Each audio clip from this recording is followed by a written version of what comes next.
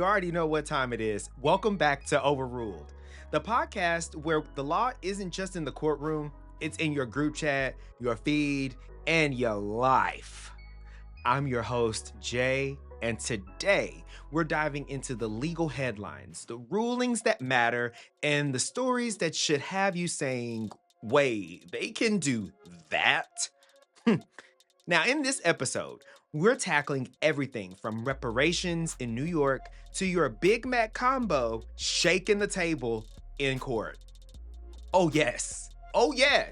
We're running the legal spectrum today. So grab your favorite beverage, your civics curiosity, and maybe a snack, because this one's gonna be a ride. All right, without any further ado, let's get into the legal trenches with our first segment.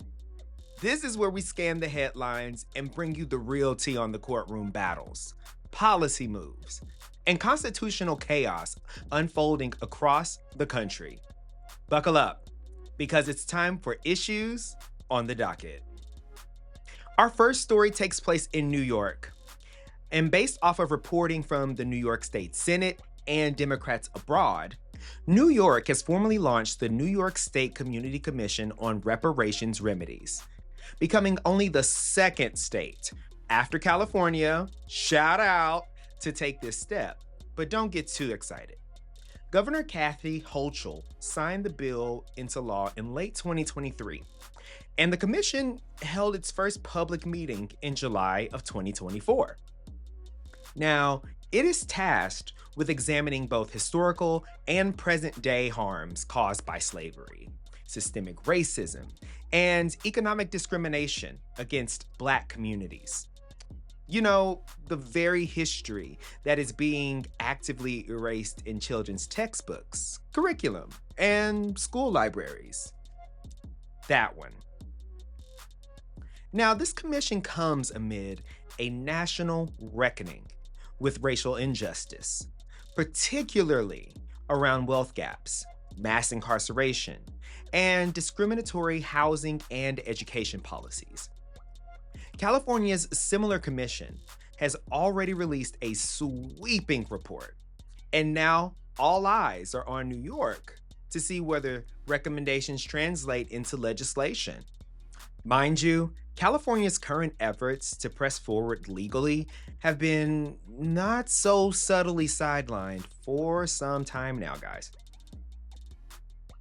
Now, while the commission itself doesn't create laws, its findings could lay the groundwork for transformative legislation.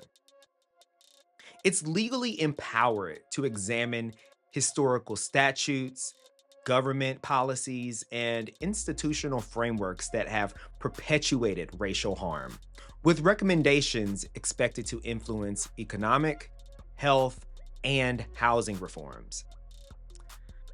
So, while this is something very exciting to hear about in, the greater picture, here in this very moment, symbolism matters, but only if it leads to substance and action.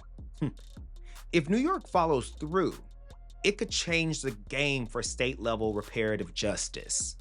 But without political goodwill, this could end up as yet another study gathering dust. Shout out to you, California.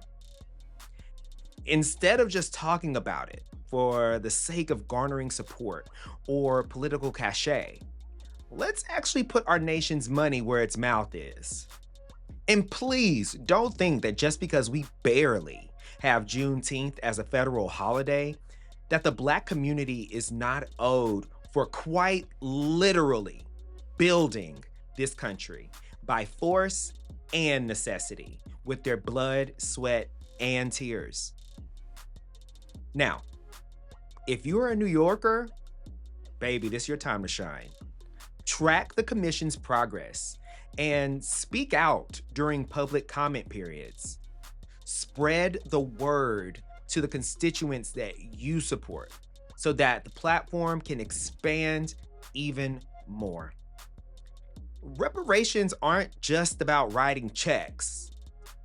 They're about rewriting wrongs. And quite frankly, folks, no amount of money could right the wrongs of this country. But it's one hell of a start.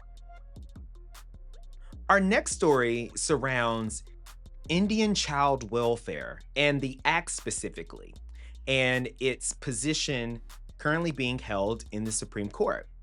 Now, reporting comes from the Supreme Court of the United States blog and the American Bar Association. So, what's going on here?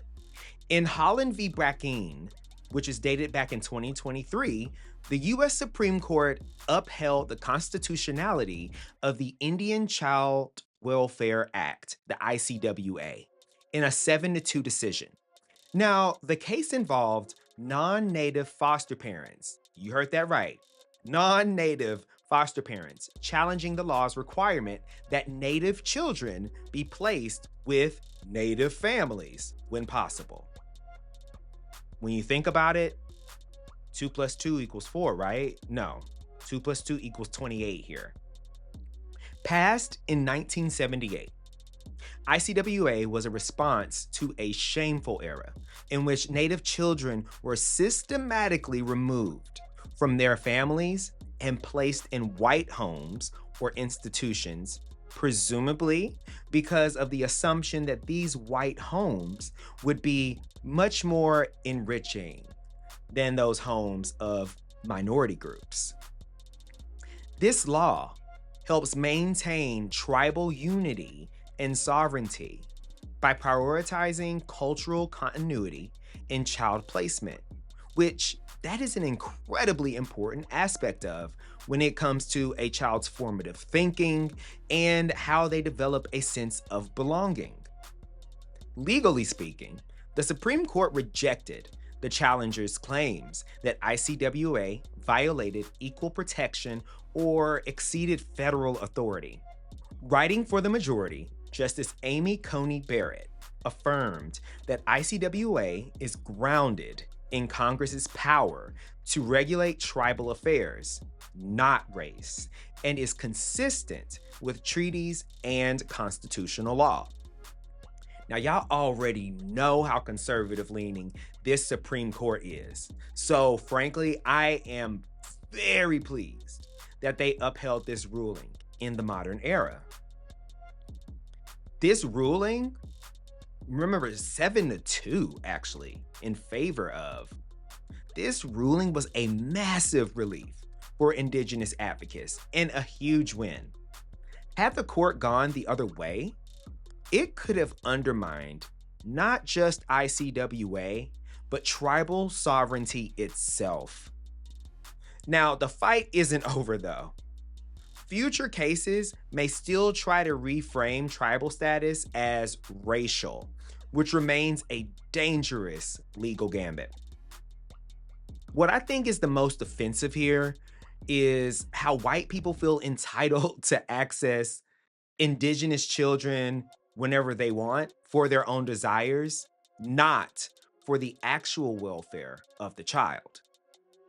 If people truly cared about the welfare of children coming from potentially dire circumstances, they would be focused on ensuring the cultural heritage and traditions of Indigenous tribes are respected and not encroach on a tribe's ability to care for their own members. It's that simple.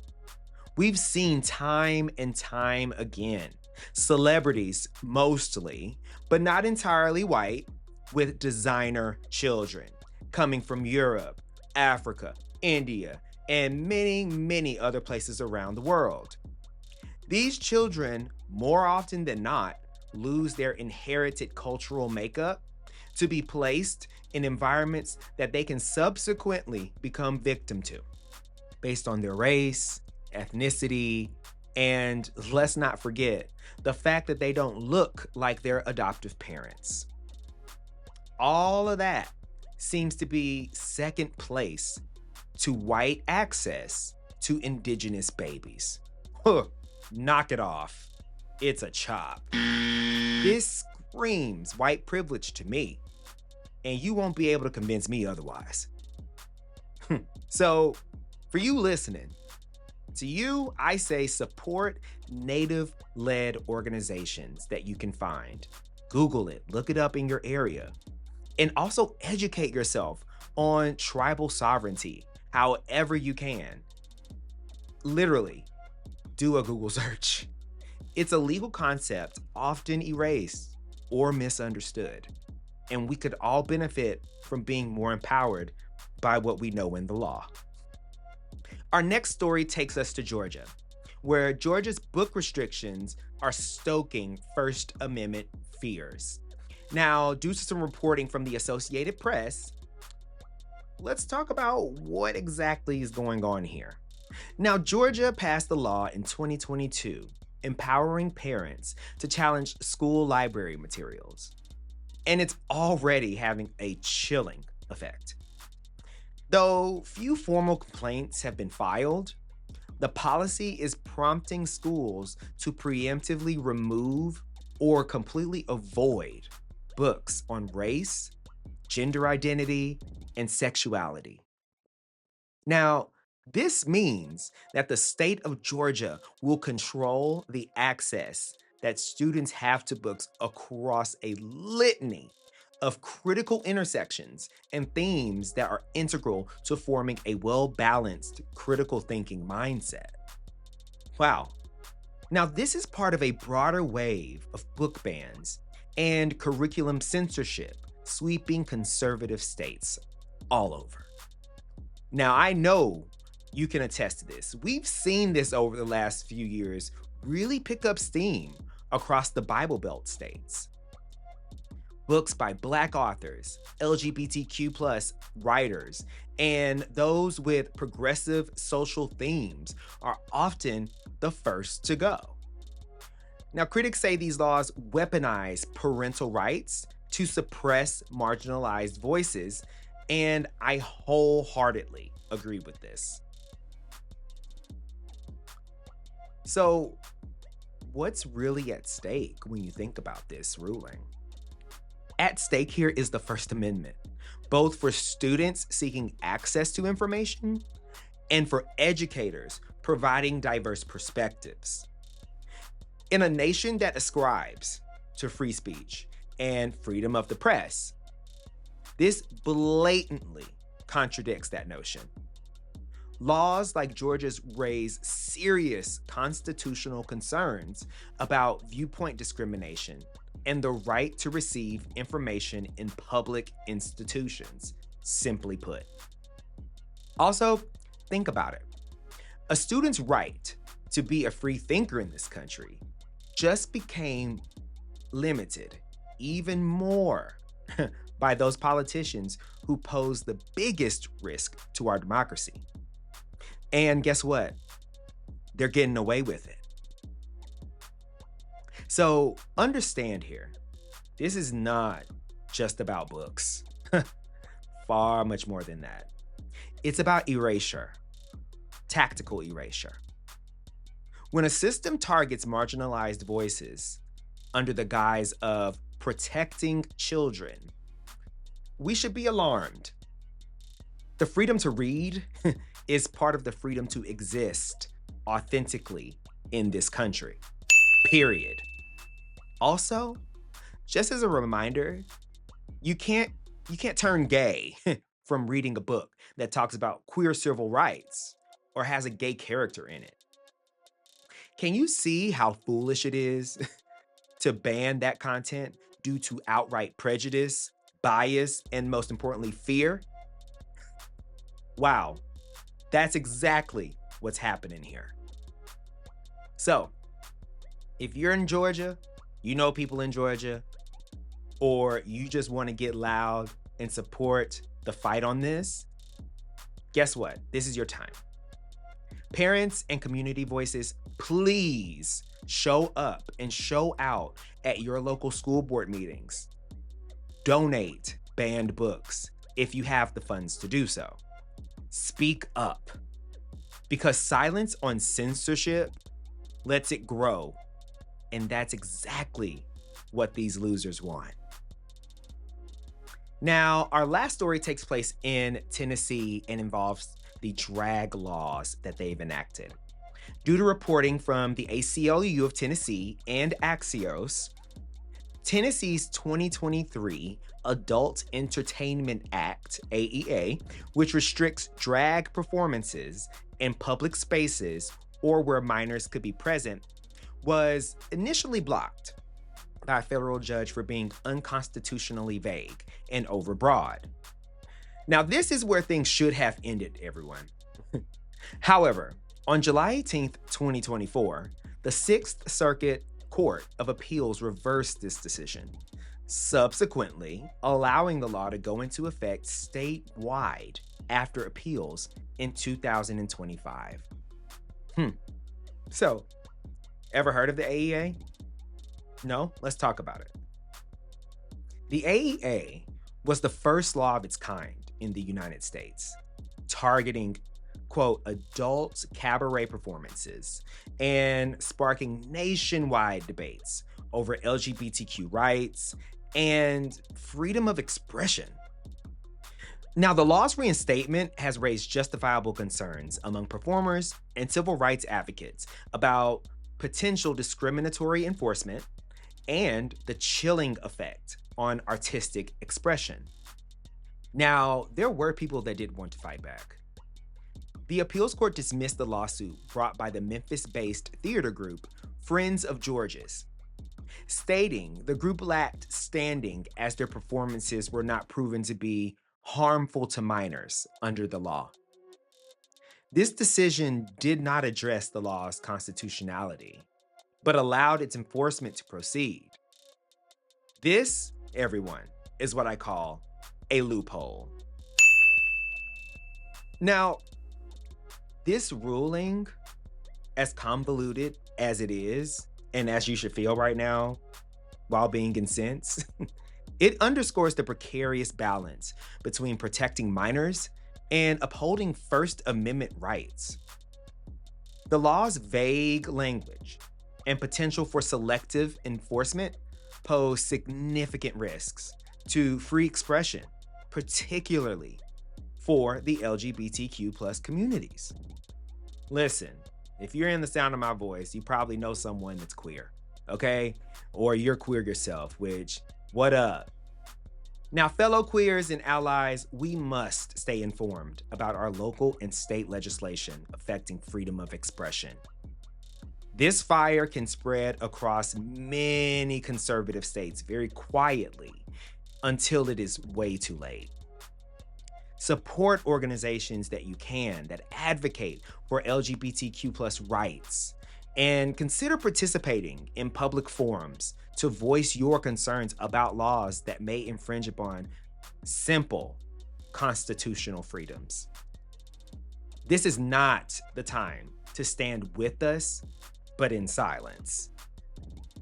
Wake up, get active. Whew, okay. From reparations and tribal sovereignty to banned books and anti-drag crackdowns. Clearly, the Constitution's got its hands full, okay? But while these battles rage in real time, some of the biggest legal shifts are still waiting in the wings. That's right. It's time for precedent pending. We spotlight the major case that isn't just newsworthy.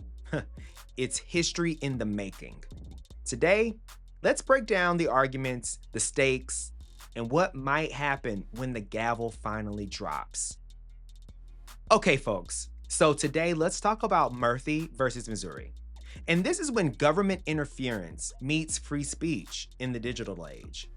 So, due to some awesome reporting, which I will link in the show notes, across multiple platforms, primarily the Supreme Court opinion PDF of their actual decision and The Guardian, Murphy versus Missouri originated in 2022 as a politically charged lawsuit brought by the Republican Attorneys General of Missouri and Louisiana, joined by 5 plaintiffs, including right-wing pundits and vaccine skeptics. That should let you know right now what we're dealing with. They alleged that federal officials including the White House, CDC, FBI, and Surgeon General Vivek Murthy, unconstitutionally coerced or encouraged social media platforms to censor posts relating to COVID-19 policies, election integrity, and vaccine hesitancy. The plaintiffs in this case, they claimed that when government officials flagged misinformation or suggested enforcement of content moderation policies, it crossed the line into state-sponsored censorship. To them, these weren't nudges. They were digital gag orders. They argued this amounted to state action that violated their First Amendment rights. Y'all, if you haven't seen a trend alert for today, side note, we have been all up and through the First Amendment. So you really do need to pay attention. Make sure you know exactly what it means with those First Amendment protections. Okay, sorry, Bart. Anyway, sorry. So here's the crux of the story. Here's the crux of the case. The Constitution forbids the government, not private actors like Twitter, X, or Facebook, from suppressing speech. But what happens when the government pressures or heavily encourages a private company to take action on its behalf? Now, the plaintiffs alleged that the government officials leaned too hard on platforms, creating a jawboning effect, which, let me explain. Jawboning is a term in law that describes the application of informal but intimidating pressure from authorities, like diet coercion. The Biden administration, however, they argued that these communications were merely advisory and part of routine public health coordination during crises. They didn't order content to be taken down. They flagged harmful or false content that platforms were already moderating under their own terms of service. So, the Supreme Court didn't just have to ask, did the government go too far? It had to decide whether the plaintiffs even had the right to bring this case to court at all. And in June 2024, the Supreme Court ruled 6-3 that the plaintiffs lacked standing. Writing for the majority opinion, Justice Amy Coney Barrett stated, "To establish standing, a plaintiff must show a personal injury fairly traceable to the defendant's conduct. Here, that connection is too speculative." So, let me rephrase. In short, because none of the plaintiffs could prove that the specific content moderation decisions that affected them were caused directly by government coercion, not by platform policy, they didn't meet the bar for standing under Article 3. Now, I've got to say, in this day and age, again, we know this is a very conservative-leaning court system. And this is a surprising, but not incorrect viewpoint that they held. Now, Justice Alito, joined by Justices Thomas and Gorsuch, they dissented strongly. Now, Alito, he warned that the majority's dismissal on procedural grounds avoided reckoning with a troubling trend of government actors colluding with tech companies to silence disfavored viewpoints. But honestly, the disfavored viewpoints are the ones that are the most problematic. So yes, they should be censored. That's just my two-piece. Honestly though, this case was always about more than a legal question. It is a well-known culture war wrapped in constitutional law. The majority opinion avoided ruling on the merits, but it still left a powerful message.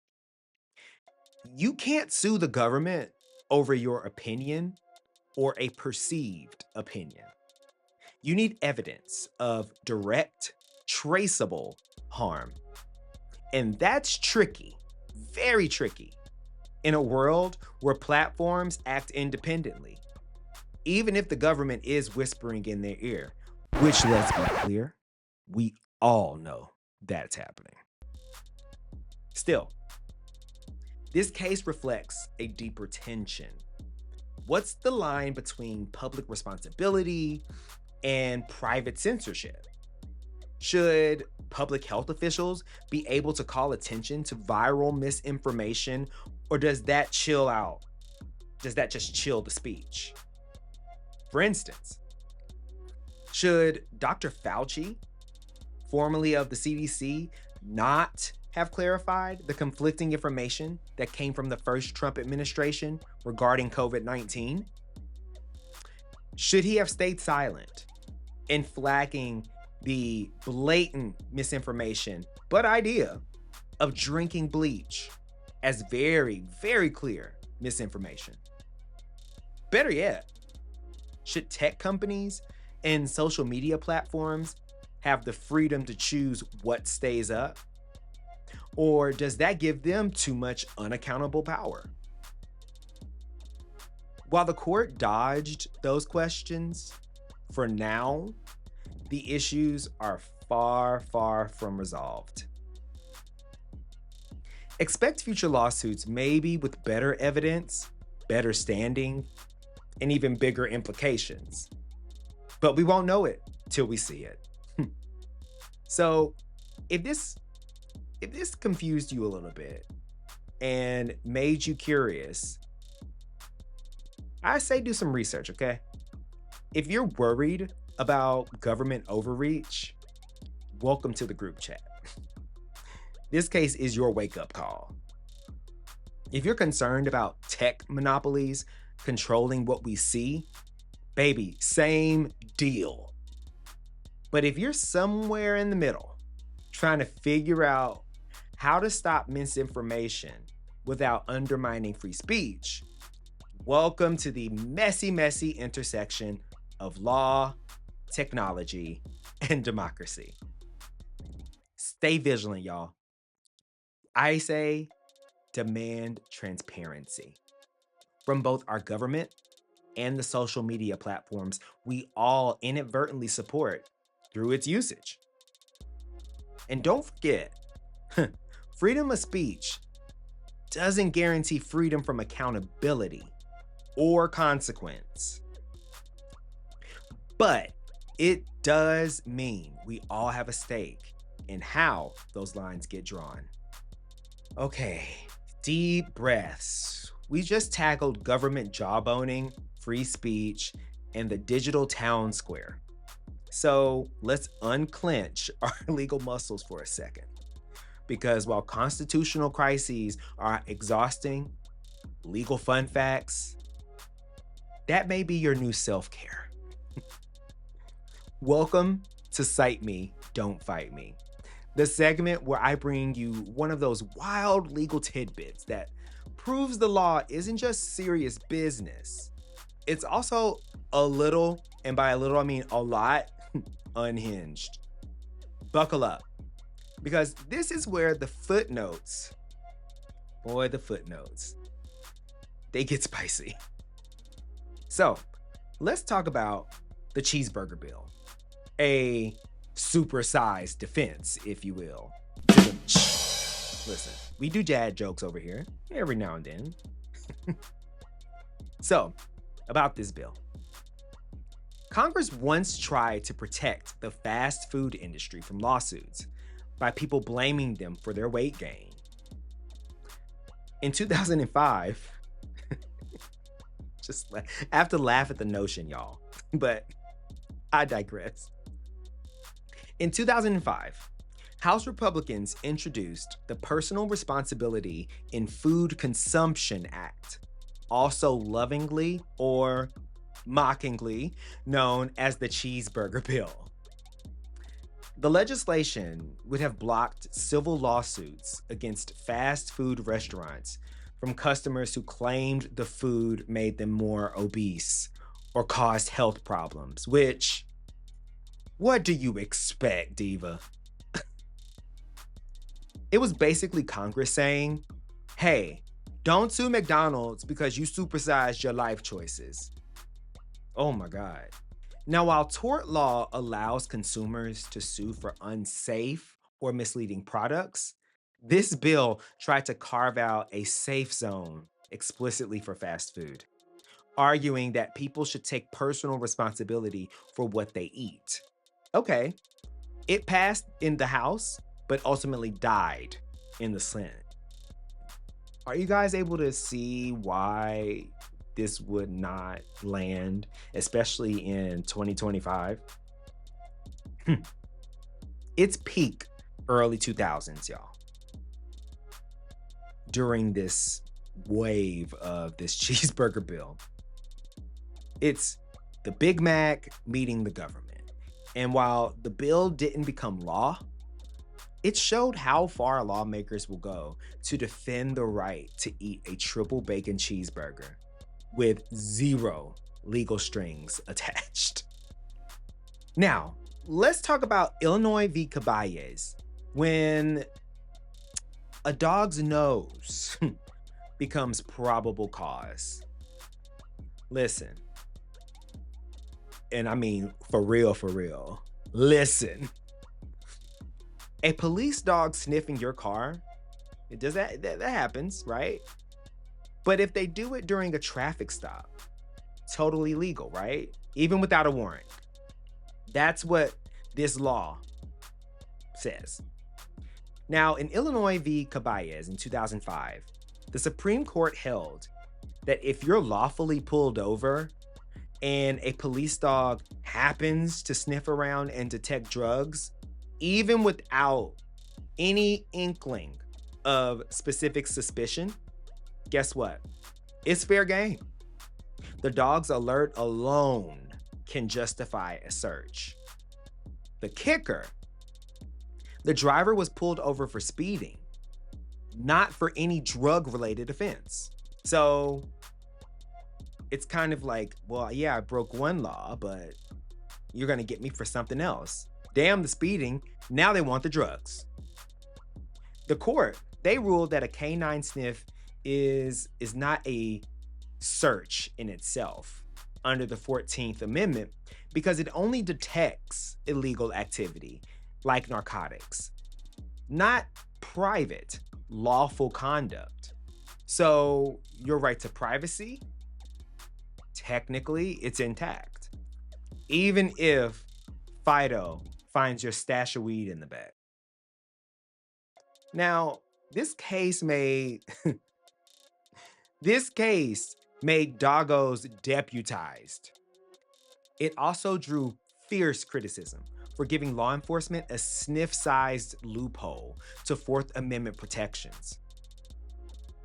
What is going on? Think about that. You think you're in your car and you think you're safe, and guess what? Not even there, folks. So all of my listeners that consume any sort of substance, I say, hey, you might want to rethink that. And lastly, let's talk about the mailbox rule. Signed, sealed, delivered, you're bound. Okay? In contract law, your acceptance of an offer becomes effective the moment you drop it in the mail. Even if it gets lost, even if the other party never ever receives it, that contract is legally binding. So let's talk about why in the world this even came up in the first place. Known as the mailbox rule, this legal relic dates back to the 19th century, when most agreements were handled through postal letters. If you accept an offer by mail and you send it properly addressed with postage, the contract is binding the moment you drop it in the mailbox. Makes sense-ish, right? Even if it disappears into what we know as the United States postal system, okay? Now, this law it's weird in modern times. But it's a very real exception to the general offer acceptance timing rules. Now, what this means is that someone can be legally locked into a contract they never saw coming because their acceptance was lost in transit. This law it's equal parts charming, slightly useful, and chaotic. This law is a reminder that in the legal world, intent and timing sometimes matter more than actual delivery. All right, y'all, welcome back. We're here for the final segment of today. You know, my favorite segment where I get to just kind of let things out that are bothering me emotionally, spiritually, legally, you name it. So let's get into it. This is objection, Your Honor. And this week's objection, it's to limiting myself. As I sit here recording this episode, I'm reminded of just how far I've come and how much further I almost didn't go, simply because I let other people define my worth. Early in my career, I was picked apart in professional spaces, both in and out of uniform. My Blackness, my queerness, the way I moved through the world, even my choice to go to therapy, all of it was viewed as a problem. I overheard comments from my own leadership saying I wasn't the optimal employee, not because of performance, but because of who I am. And that phobia wasn't just loud, it was hella strategic. It was weaponized to limit my progression, my access, my potential. And for a while, I believed them. I wore that like it was a coat, a narrative coat. I internalized the doubt and dimmed my own vision. But in therapy, which shout out to my good friend therapy and my therapist, I was reminded of who I actually am. The goals I had accomplished, they were in spite of the barriers. The strength I had shown was the antithesis to the weakness that they wanted to assign me. So ultimately, I took that coat right on off. Today, I'm a major in the United States Air Force Reserves. I work in tech, doing innovative, high-impact contract law work. I own a home. I hold multiple degrees and certifications. And I'm heading into law school in a couple months for degree number 3. I am so excited for what's next to come. The narrative they tried to force on me, rewritten and overruled by me. So, this week's objection is to limiting myself in any capacity. And it's a reminder to you, yeah, you out there as well. The minute you stop shrinking yourself to fit someone else's comfort zone, the more clearly you can see your own horizon. Dream big, work hard, heal out loud, and never let the world convince you that your authenticity is a liability. Baby, it's your superpower. And folks, that is a wrap on this week's episode of Overruled, where we took a tour through reparations, sovereignty, drag bans, and one very persuasive cheeseburger bill. Now, if there's anything today's docket teaches us, it's that the law isn't just about rules. It's about power, narrative, and who really gets to define what's acceptable. Whether it's a courtroom or a contract, a school board or a TikTok thread, we all have a stake and how justice shows up. So until next time, live your truth, cite your sources, and never let anyone put your rights or your brilliance on the back burner. Wake up. Now, if you laughed, learned, or raised an eyebrow today, do me a solid. Like, subscribe, and drop 5 stars wherever you get your podcasts. It helps us grow this community and keep bringing the law to life, to everyday life, one episode at a time. And don't forget to follow us on social media for updates, extras, behind the scenes content, and just for interaction. Let's go. Instagram, TikTok, Blue Sky. You can find us at Overruled Podcast. On YouTube, The Overruled Podcast. Now, have a legal oddity, a rant of your own, or a weird law you want me to roast? Email us at theoverruledpodcast@gmail.com. Seriously, share something nice. We'll talk back. And with that, folks, I'm signing off.